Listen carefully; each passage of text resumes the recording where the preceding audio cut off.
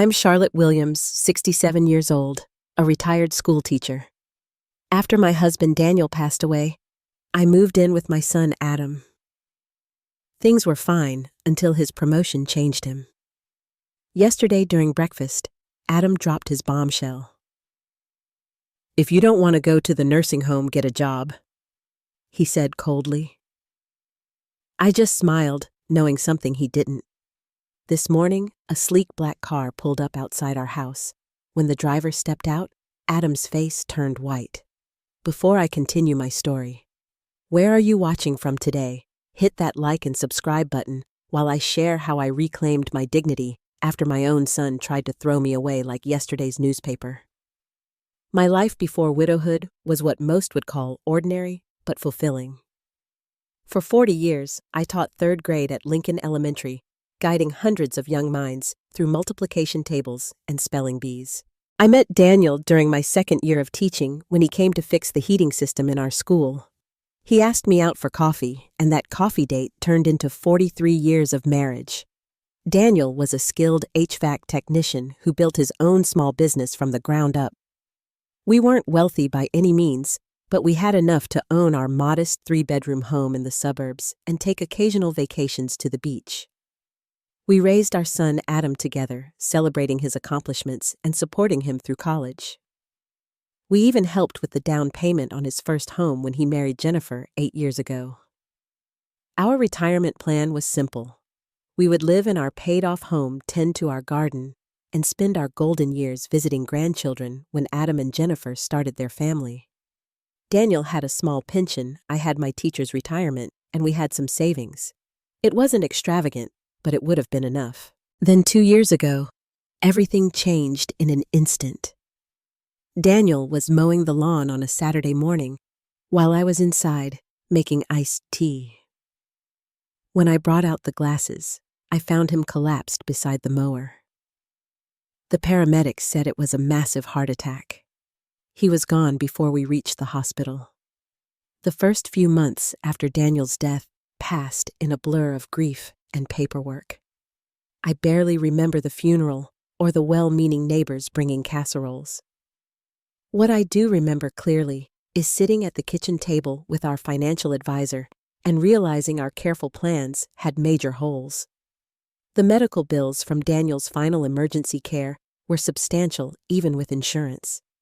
His life insurance policy, taken out decades ago, proved woefully inadequate in today's economy.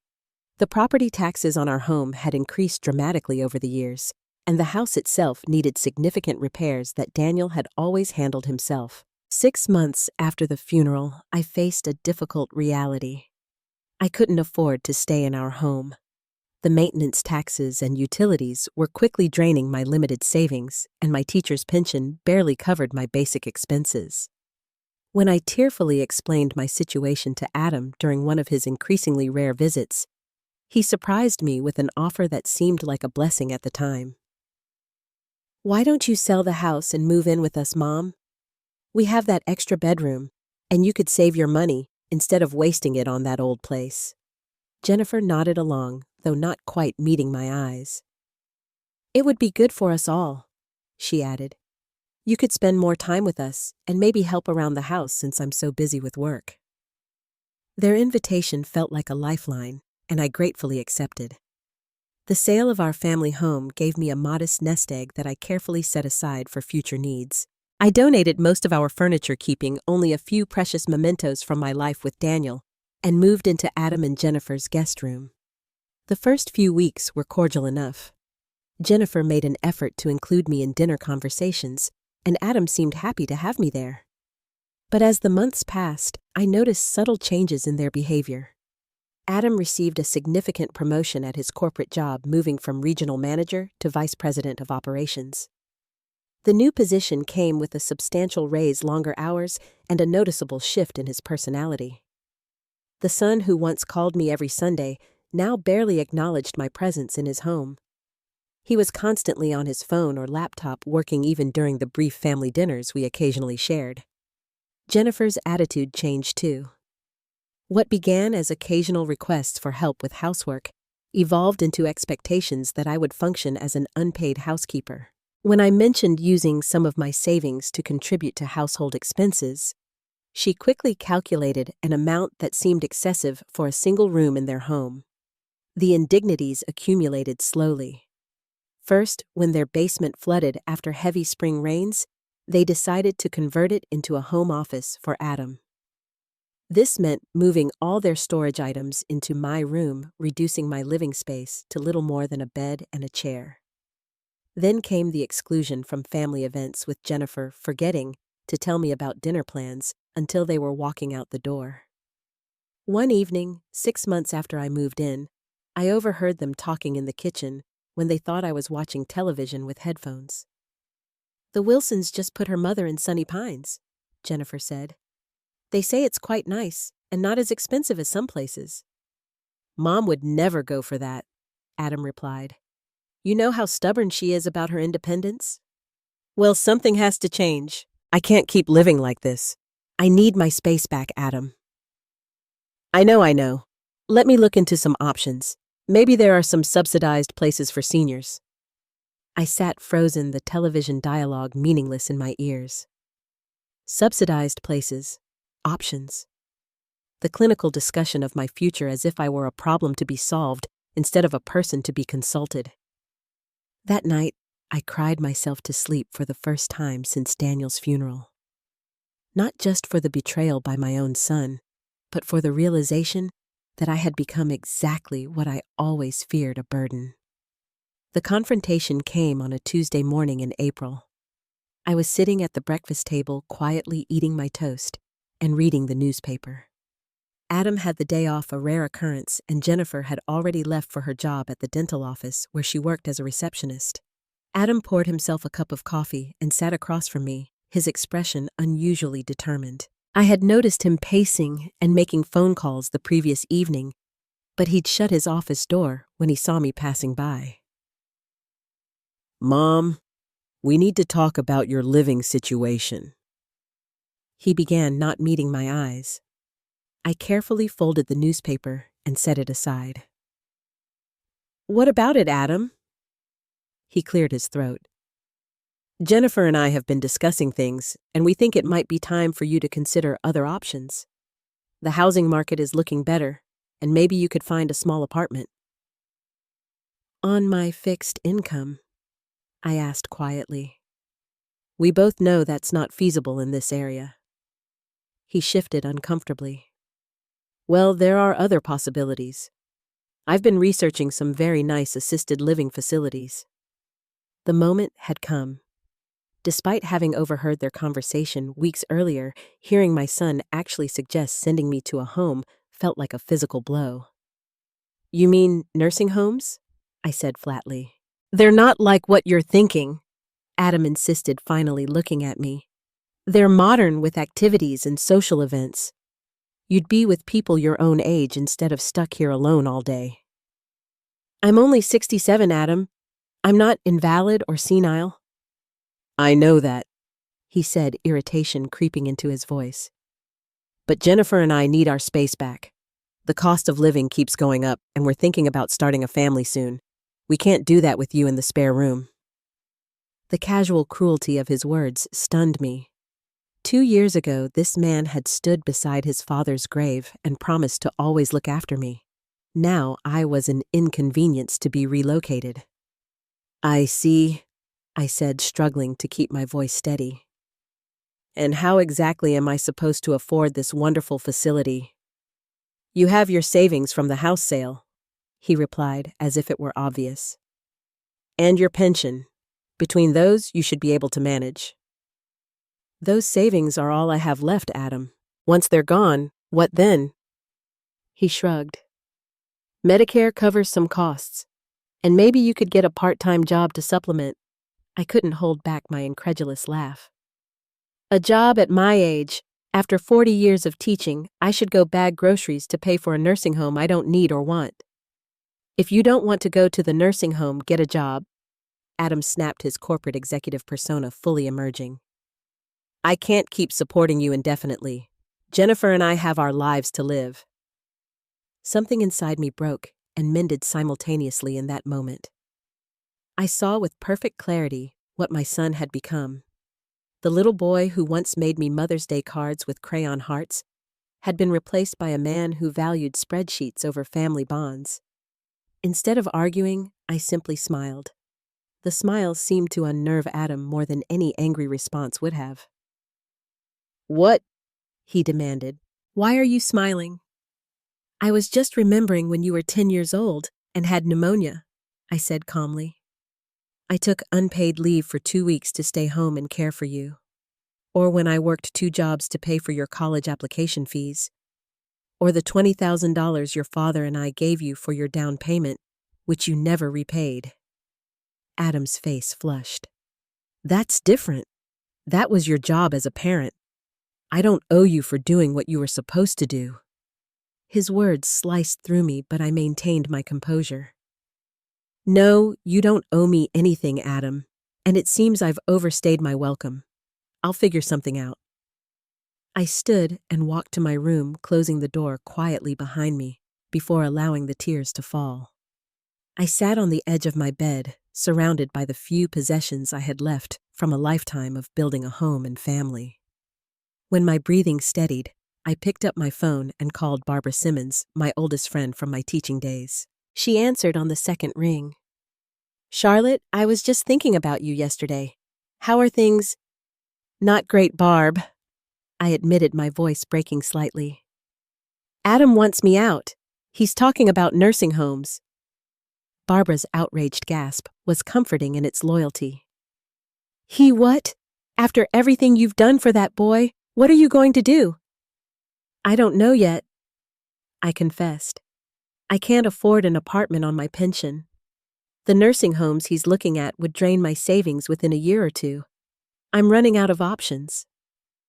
There was a pause on the line, then Barbara said something that would change the course of my life. "You know, this is the strangest coincidence. I was going to call you today anyway. Do you remember Eleanor Blackwood? She was in your class about 20 years ago." The name stirred a distant memory. Skinny girl, very bright, but troubled. Had those thick glasses. "That's her." "Well, she's not so skinny or troubled anymore. She founded some tech company that took off, and now she's back in town setting up a new headquarters. We ran into each other at the grocery store last week, and she asked about you." "About me? After all these years?" "She said you were the only teacher who ever believed in her. Apparently that made quite an impression. Anyway, she mentioned she's looking for a personal assistant, someone organized, discreet, and trustworthy. When I told her about your situation with Adam, she specifically asked if you might be interested."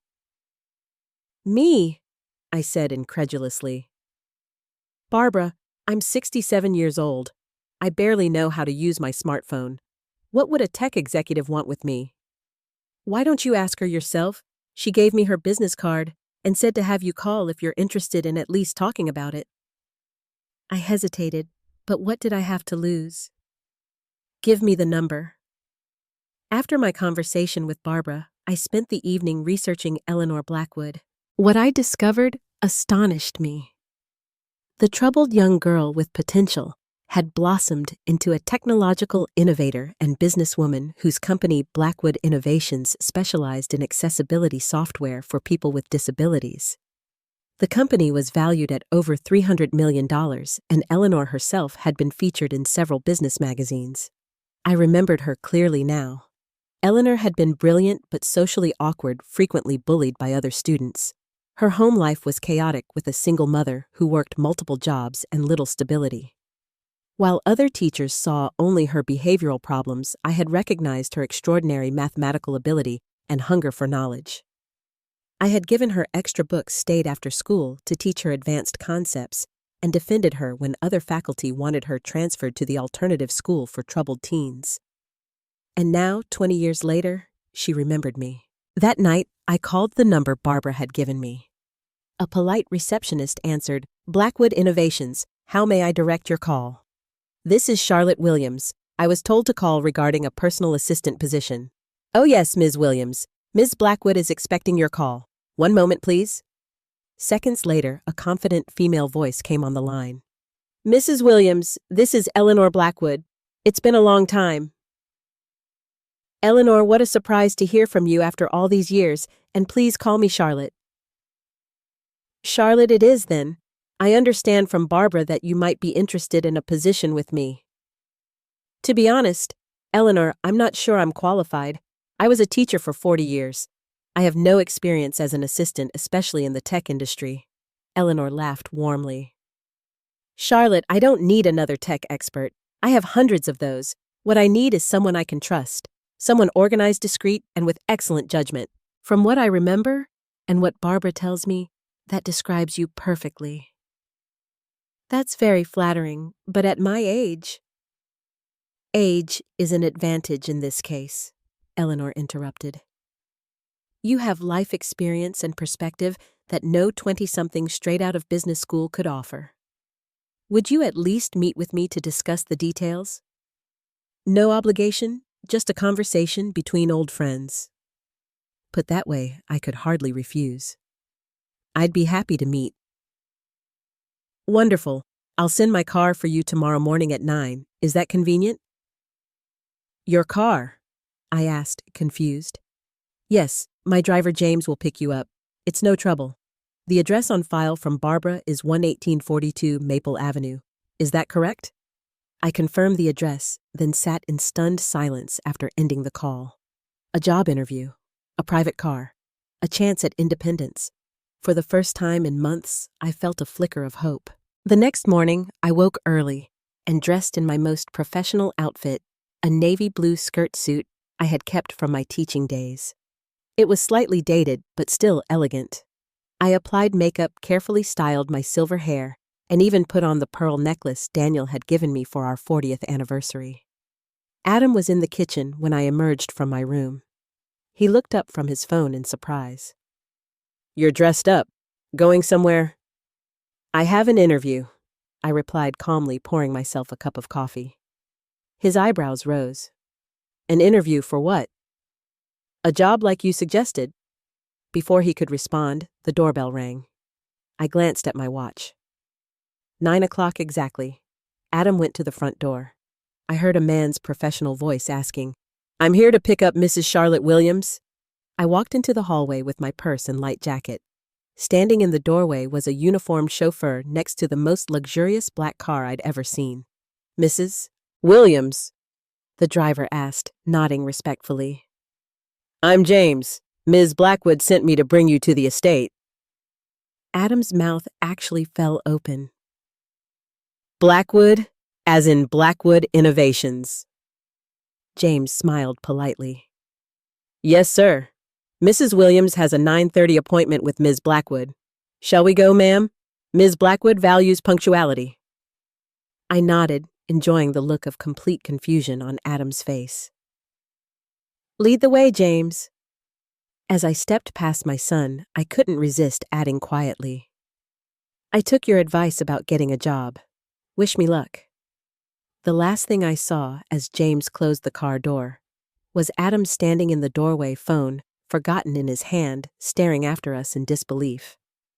The drive to Eleanor's estate took almost 45 minutes, leading us out of the suburbs and into an exclusive area of rolling hills and gated properties. During the journey, James explained that Ms. Blackwood had purchased the former Wellington estate 6 months ago when she decided to relocate her company headquarters to our area. She likes the idea of coming back to her hometown, James explained. Says it gives her a sense of things coming full circle. As we approached massive iron gates that opened automatically for our vehicle, I felt a flutter of anxiety. What was I doing here? I was a retired school teacher, not a corporate assistant. The enormity of the gap between my world and Eleanor's suddenly seemed insurmountable. The driveway curved through impeccably landscaped grounds before revealing a stunning modern home built of glass, stone, and wood. It looked like something from an architectural magazine, all clean lines and dramatic angles. James must have noticed my expression. Impressive, isn't it? Ms. Blackwood designed much of it herself. She has quite an eye for detail. He parked in the circular driveway and opened my door. Right this way, Mrs. Williams. Miss Blackwood is waiting for you in the solarium. I followed James through a spacious entrance hall with soaring ceilings and minimalist decor. He led me down a corridor lined with striking abstract artwork to a sun-filled room at the back of the house. Floor-to-ceiling windows overlooked a terraced garden and koi pond. And there, standing with her back to us, was Eleanor Blackwood. "Ms. Blackwood, Mrs. Williams has arrived," James announced. The woman turned, and I had to suppress a gasp of surprise. The gangly, awkward girl with thick glasses and unkempt hair had transformed into a poised, elegant woman. Her once unruly brown hair was now a stylish bob, her glasses thin-framed and fashionable. She wore a simple but obviously expensive black dress that complemented her tall, slim figure. But her eyes, those were the same. Intelligent, intense, and now lighting up with genuine pleasure. "Mrs. Williams," she exclaimed, crossing the room with quick strides. "It's really you. You look exactly the same." "That's very kind, but we both know it's not true." I laughed. "And please call me Charlotte." "Only if you'll call me Eleanor," she replied, taking both my hands in hers. "It's been, 20 years, but I'd have recognized you anywhere." She led me to a comfortable seating area where a tea service had been arranged. "Thank you, James. We'll serve ourselves."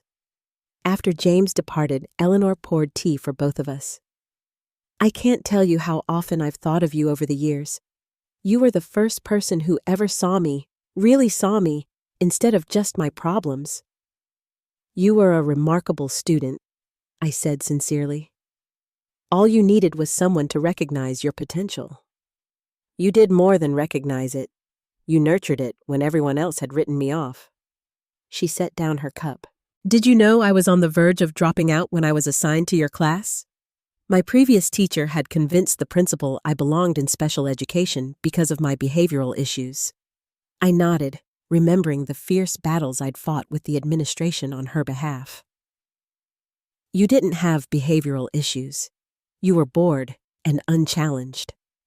"Exactly, and you were the only one who understood that." Her expression grew serious. "Charlotte, do you know what happened to me after I left your class? I lost track after you moved away. Your mother got a new job, I believe. My mother's boyfriend got arrested, and we had to leave town quickly," Eleanor corrected bluntly. "We moved 5 times in the next 3 years. I attended 7 different schools before graduation. But everywhere I went, I carried the confidence you gave me. I kept thinking, Mrs. Williams believed I could be something special, so maybe I can." I felt tears prickling behind my eyes at her words. "When I got a scholarship to MIT, I thought of you," Eleanor continued. "When I launched my first successful app, I thought of you. When Forbes put me on their 30 under 30 list, I thought of you. And when I decided to come back here and build my new headquarters, finding you was one of my first priorities." "I'm very touched, Eleanor. Truly. But I'm still confused about why you want to hire me." Eleanor set her teacup down decisively. "Let me give you a tour while I explain." For the next hour, Eleanor showed me around her stunning home. There was her state-of-the-art home office, a library filled with books on every subject, a small conference room for meetings, and even a private gym and pool. "I travel frequently for business," she explained as we walked. "But I prefer working from home when I'm in town. That's where you would come in. I need someone to manage my household and personal affairs while I focus on the company." "What exactly would that entail?" I asked. "Organizing my schedule, handling correspondence, managing household staff, coordinating with my corporate team, and occasionally traveling with me to important events. You'd have your own office adjacent to mine, and I'd provide all the training you need for the technology aspects." She showed me a lovely suite on the ground floor. "This would be your accommodation when we're traveling late or when I need early morning assistance. But I also have a guest house on the property that would be yours full-time if you wanted it." My head was spinning. "Eleanor, this is all very generous, but I don't have the qualifications for such a position." She stopped and faced me directly. "Charlotte, do you know how many executive assistants I've been through in the past 2 years? 5. All with impeccable resumes, all with top qualifications. and not one of them worked out because they lacked the qualities I can't teach: integrity, discretion, and genuine care. But the technology can be learned, she finished firmly. What I need isn't another tech expert. I need someone I can trust with my life's work and my personal time. Someone with wisdom and perspective. When Barbara told me about your situation, it felt like fate. My heart contracted at the reminder of my predicament with Adam. Had Barbara told Eleanor everything? Reading my expression, Eleanor added gently. She didn't share details, just that you were facing some difficult decisions about your living arrangements. I hope you don't mind. No, it's fine, I assured her. My husband Daniel passed away 2 years ago, and I've been living with my son and his wife. It hasn't been an ideal arrangement. I'm sorry about your husband, Eleanor said sincerely. And about your current situation, but perhaps we can help each other. The salary for this position is $150,000 annually, plus health benefits, use of a company car, and housing if you choose to accept it. I nearly choked on my tea. $150,000, Eleanor, that's far too generous. It's the market rate for an executive assistant with your level of responsibility in this industry, she stated matter-of-factly. I don't underpay people, Charlotte, ever. She led me back to the solarium. I don't need an answer today. Take some time to think about it. Talk to your family. But know that the offer is genuine, and I believe you would excel in this role. As James drove me home later that afternoon, I felt as though I'd stepped into someone else's life. The elegant estate, the generous offer, the chance at a completely new beginning. It seemed too good to be true. Yet Eleanor's sincerity had been unmistakable. This wasn't charity. She genuinely believed I could do this job. And perhaps more importantly, she wanted me specifically because of who I was, not despite it. For the first time since Daniel's death, I felt valued, not as a burden to be managed, but as a person with something meaningful to contribute. As the car approached Adam's house, I made my decision. When I returned home, the house was quiet. Adam's car was in the driveway, but he didn't emerge from his office when I entered. I changed out of my interview clothes and sat on my bed, mentally rehearsing what I would say to him. An hour later, I heard Jennifer return from work. Their voices drifted down the hallway, Adam's urgent and low, Jennifer's rising in surprise. I knew they were discussing my mysterious departure that morning. Sure enough, minutes later, there was a knock at my door. Mom, can we talk? Adam called. I opened the door to find both Adam and Jennifer standing there, curiosity evident in their expressions. Come in, I said, gesturing to the limited seating in my crowded room. Adam perched on the desk chair while Jennifer hovered in the doorway. So, Adam began without preamble. You went to see Eleanor Blackwood this morning, the Eleanor Blackwood. Yes, I had a job interview. Jennifer stepped into the room.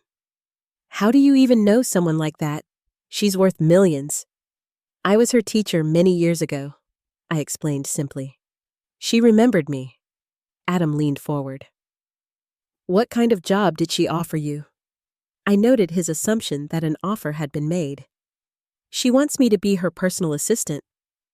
Her assistant doing what exactly? Managing her schedule, correspondence, household staff. Some travel would be involved. Jennifer laughed incredulously. At your age, with your lack of experience, why would she hire you? The condescension in her tone stiffened my resolve. Apparently, she values qualities like discretion, organization, and integrity. She believes my experience as an educator prepared me well for the role. Adam was calculating, I could see it in his eyes. What's the compensation package? I hesitated, then decided honesty was best. $150,000 annually plus benefits. Housing would be provided if I want it. The shock on their faces was almost comical. $150,000, Adam repeated. Plus housing, that's more than you make, I suggested mildly. His face flushed. Did you accept? I told her I needed time to consider it. Adam's expression underwent a rapid transformation. The dismissive son who had suggested a nursing home that morning was replaced by someone suddenly solicitous of my welfare. "Mom, you should really think this through," he said, his tone softening dramatically. "It's a big change. You're comfortable here with us. There's no need to rush into something so drastic." I noticed Jennifer nudging him slightly, her eyes communicating some silent message. "What Adam means," she interjected smoothly, "is that we care about your well-being. This job sounds demanding. At your age, wouldn't you prefer something less stressful? Maybe part-time work locally?" "This morning, Adam suggested I get a job if I didn't want to go to a nursing home," I reminded them quietly. "Now I have an opportunity for meaningful employment with generous compensation, and you're concerned it might be too stressful." Adam had the grace to look embarrassed. "I spoke out of frustration this morning. I didn't mean it." "I think you did mean it," I countered. "And you were right about one thing. I need to take responsibility for my own future." "But moving out, that seems extreme," Jennifer protested. "We can work something out here. Maybe adjust our living arrangements to give everyone more space." I recognized the abrupt change in their attitude for what it was. It wasn't concern for my welfare driving their sudden desire to keep me in their home. It was the realization that I might have access to significant resources. "This job would require me to live on the estate," I explained. "Eleanor has a guest house on the property that would be part of my compensation package." "A guest house all to yourself." Jennifer couldn't quite mask her envy. Adam placed his hand on mine in a gesture of false concern. "Mom, I really think you should consider staying here. Family should stick together. If you need more independence, we could convert the garage into an apartment for you." The garage, where they stored their gardening equipment and Adam's expensive mountain bikes. Now suddenly, it could be my apartment. "That's very thoughtful, Adam, but unnecessary. I've decided to accept Eleanor's offer." "You've already decided?" he asked, surprise and disappointment evident in his voice. "Without discussing it with us first?" "Yes," I said simply, "just as you decided I should go to a nursing home without discussing it with me first." "That was different," he protested weakly. "How exactly?" He had no answer for that. "I'll be moving out next weekend," I continued. "Eleanor is sending movers to help with my things. I've already called to accept the position, and I start on Monday." "So soon?" Jennifer asked. "What if it doesn't work out? What will you do then?" "I'll figure something out," I said, echoing the words I'd spoken to Adam that morning. "I always do." Adam's expression hardened as he realized he was losing control of the situation. "If you leave like this, you might regret it. Family should be able to rely on each other." "I agree completely," I replied evenly.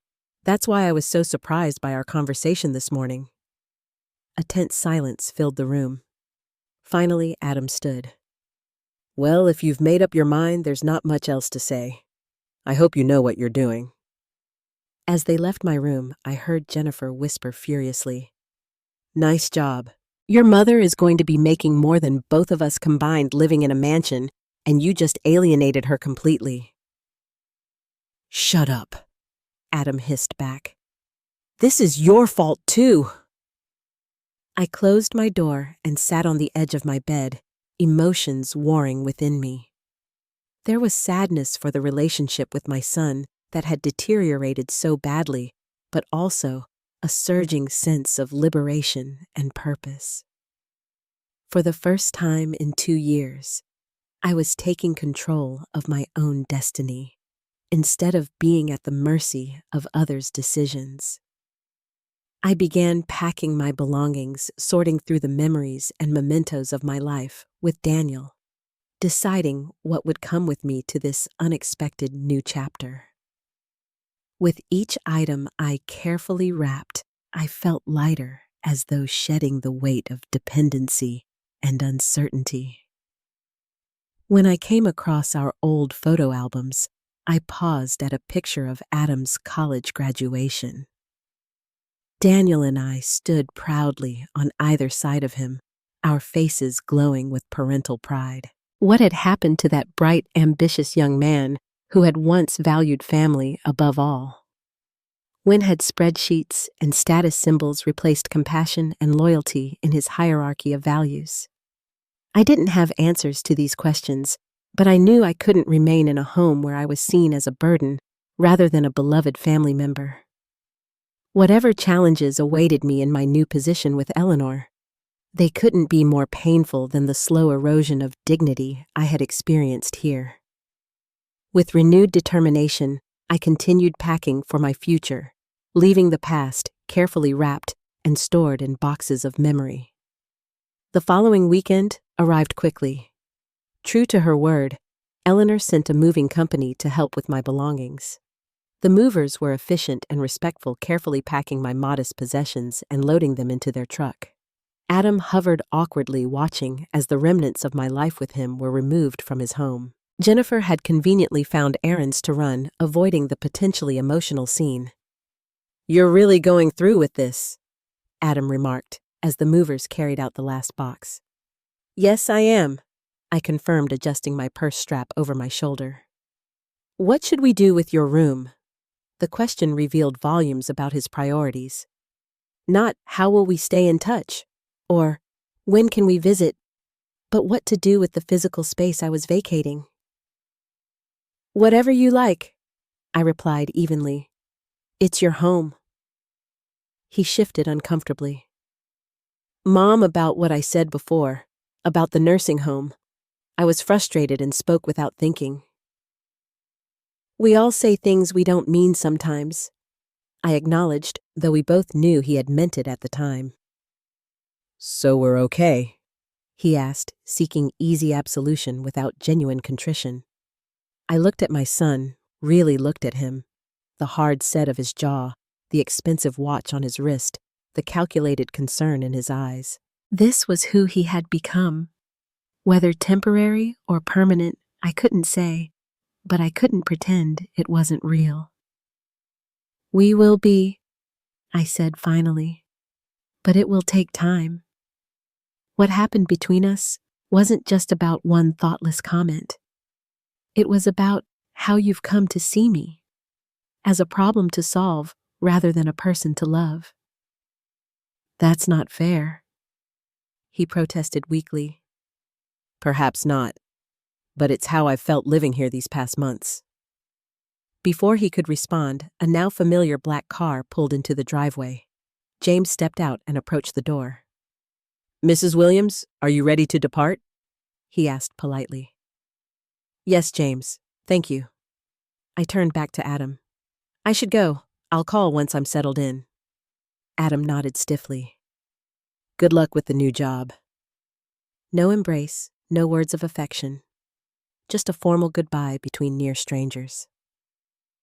As James held the car door for me, I looked back at the house where I had lived as an unwelcome guest in my son's life. There was sadness in leaving, certainly, but no regret. Whatever lay ahead couldn't be more painful than what I was leaving behind. The drive to Eleanor's estate passed in contemplative silence. I watched familiar neighborhoods give way to countryside, metaphorically bridging my past and future. When we arrived at the gates of Blackwood Estate, James smiled at me in the rearview mirror. "Welcome home, Mrs. Williams." Home. Such a weighted word for someone who had felt homeless since Daniel's passing. Could this place, this opportunity, become a true home? Only time would tell. Eleanor was waiting on the front steps when we arrived, dressed casually in jeans and a simple blouse that somehow still looked elegant on her tall frame. "Charlotte, I'm so glad you're here," she greeted me warmly. "How was the move?" "Efficient, thanks to your wonderful movers," I replied. "Thank you for arranging everything." "Of course. Would you like to see the guest house?" "The movers have already delivered your things." She led me along a stone path that wound through gardens blooming with spring flowers. Around a gentle curve, a charming cottage came into view. With its stone facade, large windows, and wraparound porch, it looked like something from a storybook. "This is the guest house?" I asked incredulously. Eleanor laughed. "I probably should have called it the carriage house. It was part of the original estate. I had it completely renovated when I purchased the property." Inside the cottage was even more impressive. An open floor plan encompassed a living room with a stone fireplace, a dining area, and a modern kitchen with top-of-the-line appliances.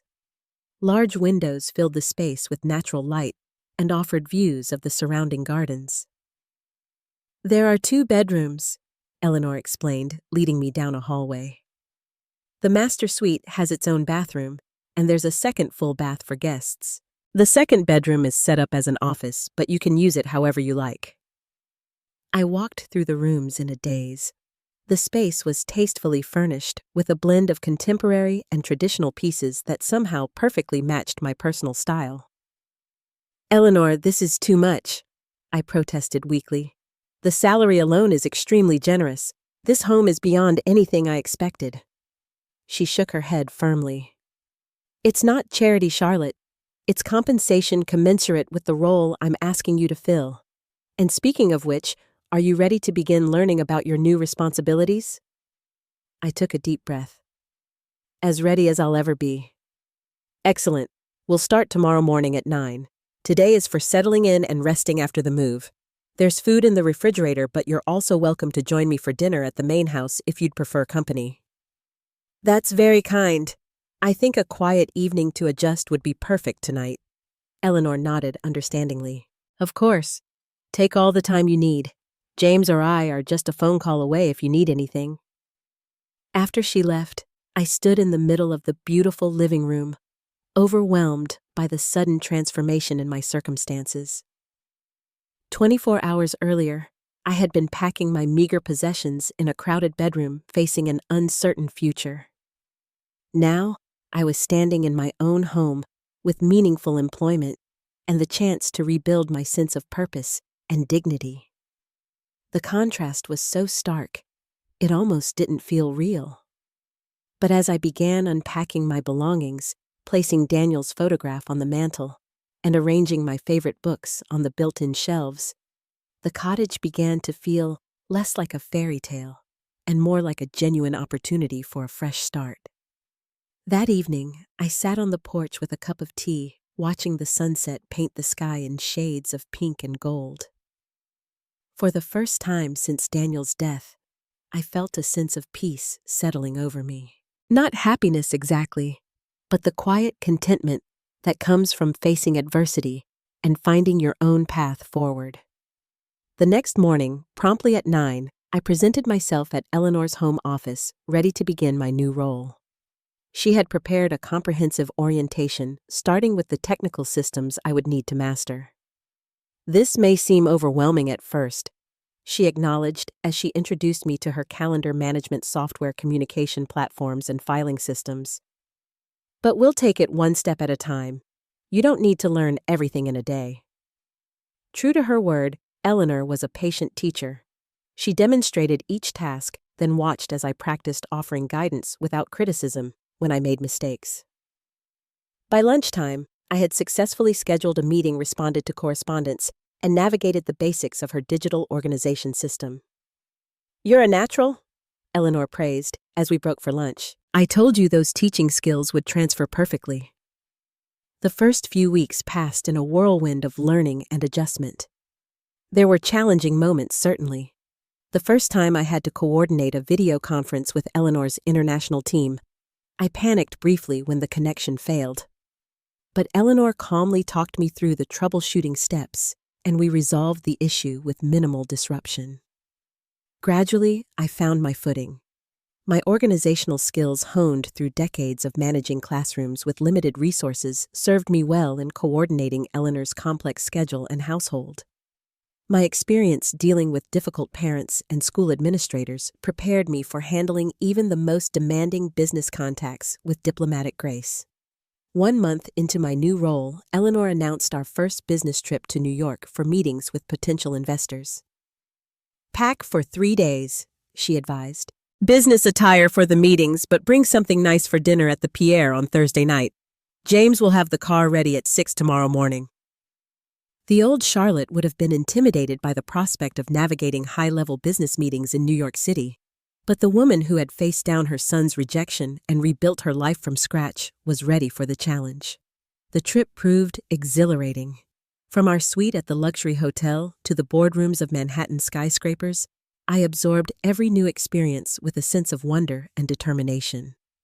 I took detailed notes during meetings, ensured Eleanor had everything she needed to deliver compelling presentations, and even contributed valuable insights during a dinner discussion about marketing the company's products to older adults. "You see why I hired you," Eleanor remarked as we flew home on her private jet. "You bring perspective no one else on my team has. Your suggestion about simplifying the user interface for seniors was brilliant." "I just spoke from experience," I demurred. "Technology can be intimidating at my age." "Exactly. And who better to advise us on making it less intimidating than someone who understands that perspective firsthand?" By the 6-month mark, I had settled completely into my new role in life. My cottage truly felt like home, adorned with treasured mementos and fresh flowers from the estate gardens. I had mastered the technological aspects of my position and developed strong working relationships with Eleanor's staff and business associates. Most importantly, I had rediscovered my sense of purpose and self-worth. Each day brought new challenges and opportunities to contribute meaningfully to Eleanor's vision. Far from being diminished by age, I found my life experience was valued and respected in ways I had forgotten were possible. Eleanor and I had developed a friendship that transcended our professional relationship. Often after the workday ended, we would share a glass of wine on my porch or her terrace, discussing everything from business strategies to favorite books. She sought my advice not just on professional matters, but personal ones as well, reminding me that wisdom is a currency that never devalues with age. In all this time, I had maintained only minimal contact with Adam. Monthly phone calls that remained polite but distant, with neither of us quite ready to address the hurt that lingered between us. He had sent a generic birthday card with a gift certificate to a department store, a gesture that highlighted how little he knew about my current life and interests. Then, in early October, Eleanor mentioned planning a company event to celebrate the successful launch of their newest software platform. "We'll host it here at the estate," she decided. A dinner for about 50 key people, investors, team leaders, media. "I'd like you to oversee all the arrangements, Charlotte." I embraced the challenge working with caterers, florists, and event staff to transform the estate's grand terrace and gardens into an elegant venue worthy of celebrating Eleanor's achievement. The guest list required careful consideration with seating arrangements that facilitated productive conversations while honoring appropriate protocols of business hierarchy. 2 days before the event, Eleanor reviewed my final plans with approval. "This looks perfect. You've thought of everything." "Almost everything," I amended. "There's one more invitation I'd like to add with your permission." "Of course. Who did we miss?" "My son, Adam. He works in corporate management at Westridge Pharmaceuticals. It might be valuable for him to connect with your healthcare division." Eleanor studied me carefully. "Are you sure you haven't spoken much about him, but I gathered things weren't ideal between you?" They aren't. But perhaps this could be a first step towards something better." She nodded thoughtfully. "Send the invitation. Business can sometimes build bridges, personal relationships can't." The evening of the event arrived, and everything proceeded flawlessly. Guests mingled on the terrace as servers circulated with champagne and hors d'oeuvres. Eleanor moved among them with gracious confidence while I monitored details from a discreet distance. I had almost given up on Adam appearing when I spotted him at the entrance, looking somewhat overwhelmed by the opulent surroundings. He was alone, I noted, without Jennifer. Our eyes met across the terrace, and after a moment's hesitation, he approached me. "Mom," he greeted awkwardly. "This is quite an event. Thank you for the invitation." "I'm glad you could come, Adam," I replied. Eleanor has accomplished something remarkable with this new platform. He glanced around at the gathering of influential business leaders and media figures. I can see that. Your new life seems to agree with you. You look well. Thank you. I am well. Very well, in fact. An uncomfortable silence fell between us. Finally, Adam cleared his throat. I have some news. I was let go from Westridge last month. Restructuring, they called it. This explained his subdued demeanor and Jennifer's absence. I'm sorry to hear that. Have you found something new? He shook his head. The job market is tough right now. Jennifer's had to pick up extra shifts at the dental office to help with the mortgage payments. The irony wasn't lost on me. 6 months ago, he had been suggesting I get a job at my age or go to a nursing home. Now he was unemployed and struggling. I could have felt vindicated, even pleased at this reversal of fortune. But looking at my son's tense face, I felt only compassion for the difficult road he was walking. He had made hurtful choices, certainly, but who among us hasn't? Perhaps we could talk privately? I suggested, gesturing toward a quieter area of the garden. We found a bench beneath a pergola covered in climbing roses far enough from the party to speak confidentially. I didn't come here to ask for money, Adam said immediately, his pride evident. I want to be clear about that. I didn't think you did, I assured him. But I'm your mother, Adam. If you're in trouble, I want to know. He stared at his hands. We're managing. It's tight, but we'll get through it. Jennifer and I have had to make some adjustments to our lifestyle, that's all. Adjustments can be difficult. I observed, thinking of my own journey over the past year. Yeah. He was quiet for a moment, then added, It's made me think about a lot of things differently. About what really matters. Such as security, family. He met my eyes directly for the first time. How I treated you. I waited, giving him space to continue. I was wrong, Mom.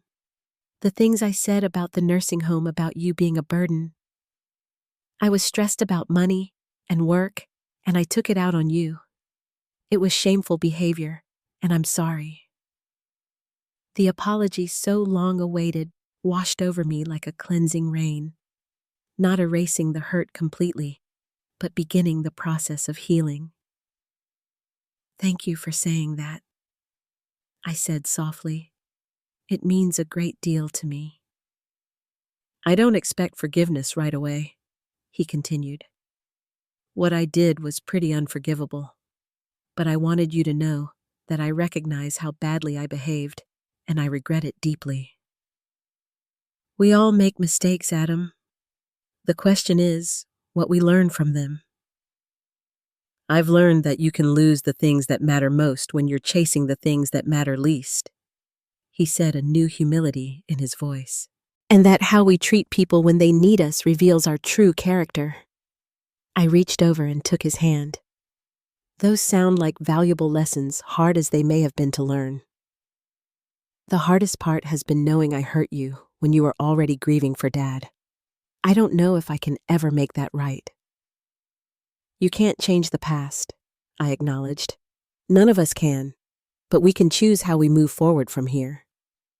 Adam squeezed my hand. I'd like to try to rebuild our relationship if you're willing. I miss my mom.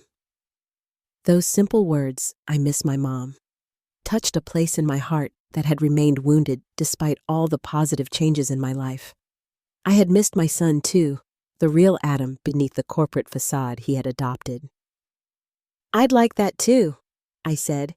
We can start fresh, one step at a time. Our conversation was interrupted by Eleanor approaching with a distinguished older gentleman.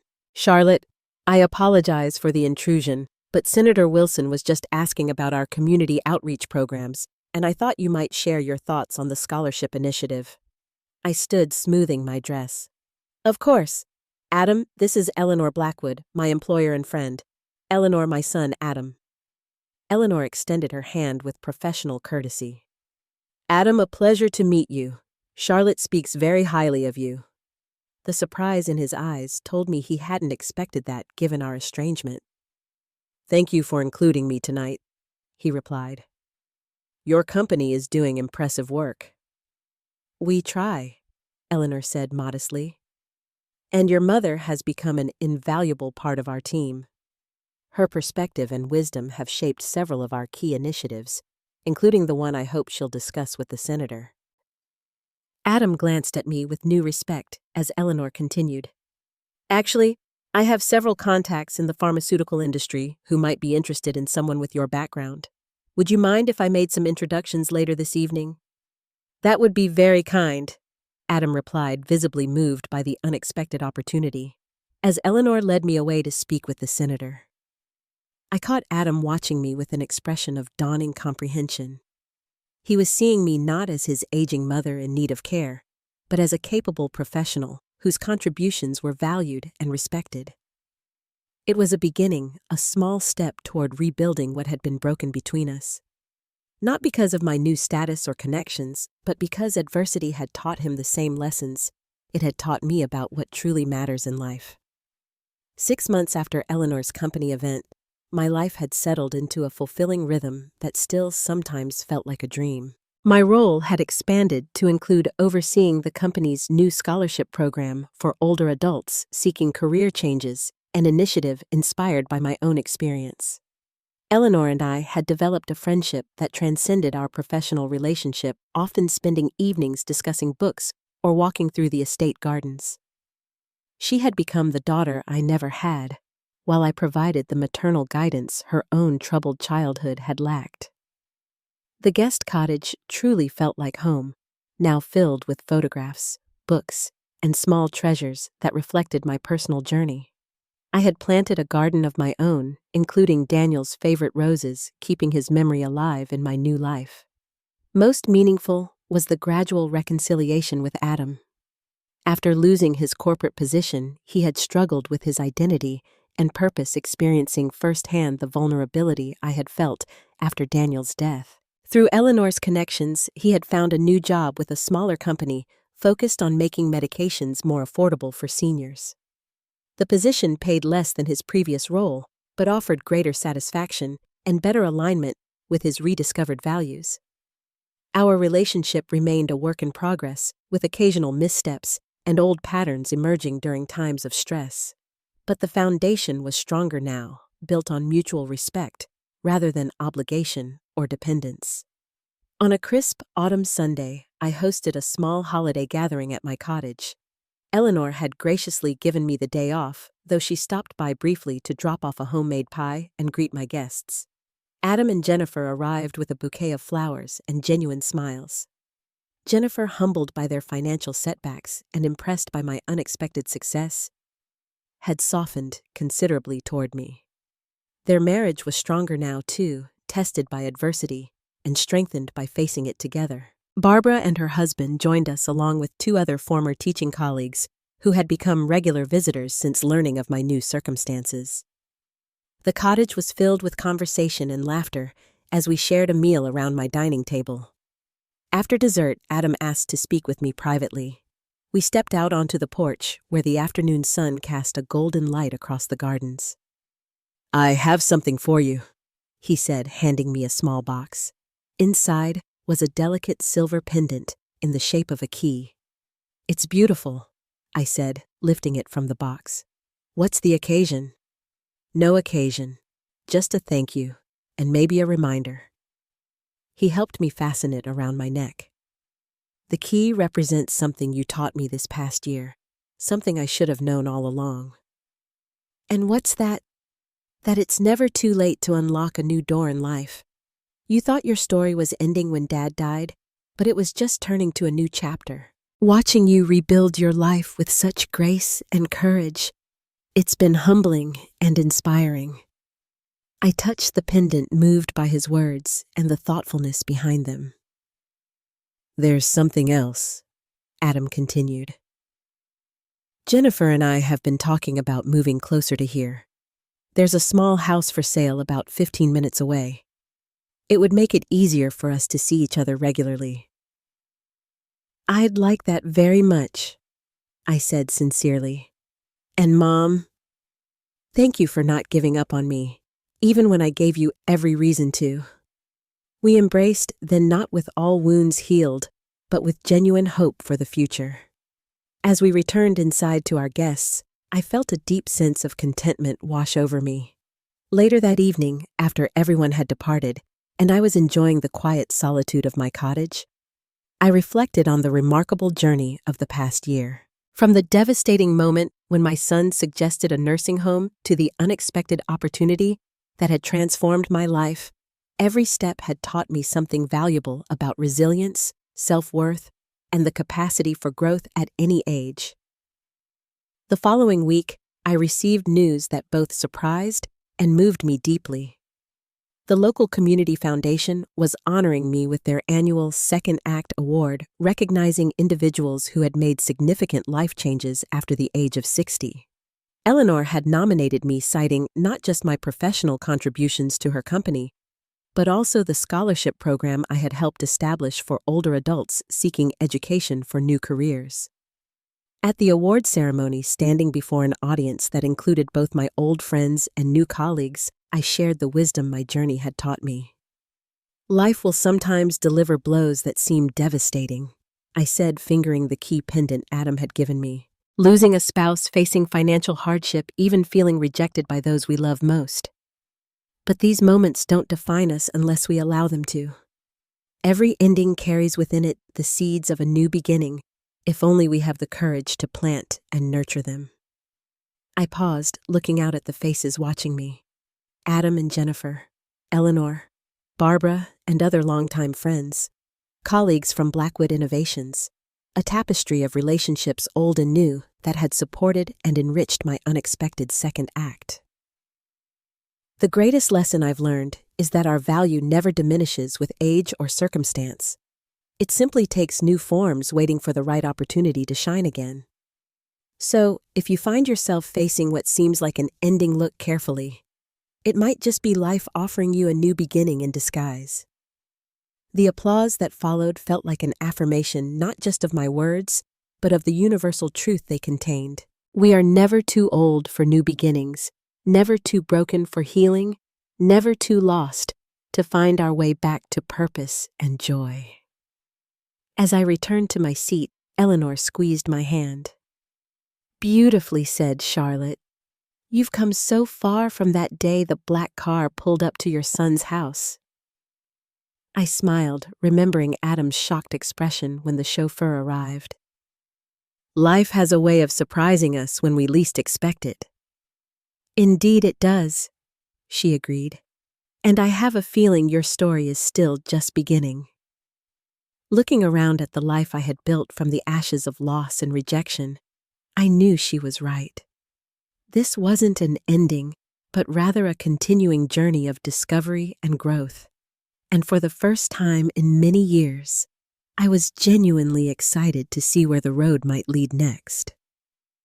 What challenges have you overcome that initially seemed like endings, but became new beginnings? Share your stories in the comments below. If this resonated with you, please like, subscribe, and share with someone who might need encouragement today. Thank you for joining me on this journey. And remember, it's never too late to turn the page and begin a new chapter in your own story.